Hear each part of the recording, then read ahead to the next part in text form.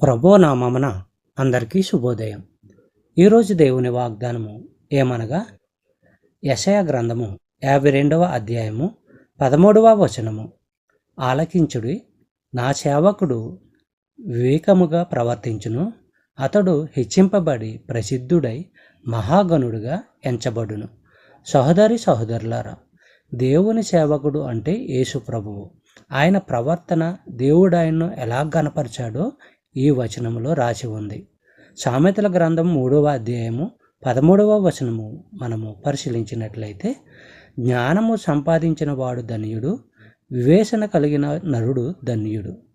అదేవిధంగా సామెతల గ్రంథం 3వ అధ్యాయము 14వ వచనము మనము పరిశీలించినట్లయితే, వెండి సంపాదించుట కంటే జ్ఞానము సంపాదించుట మేలు, అపరంజి సంపాదించుట కంటే జ్ఞాన లాభము నొందుట మేలు. సహోదరి సహోదరులారా, ఈ భూమిపై ఎవరైనా సంపాదించుకోగల వాటన్నిటికంటే కూడా అమూల్యమైన నిజ జ్ఞానాన్ని బైబిలు ఇస్తుంది. నిజ దేవుణ్ణి ఎరుగు ఉండడము, ఆయన పట్ల భయభక్తులు అనే జ్ఞానం వల్ల అనంత జీవము, ధన్యత లభిస్తాయి.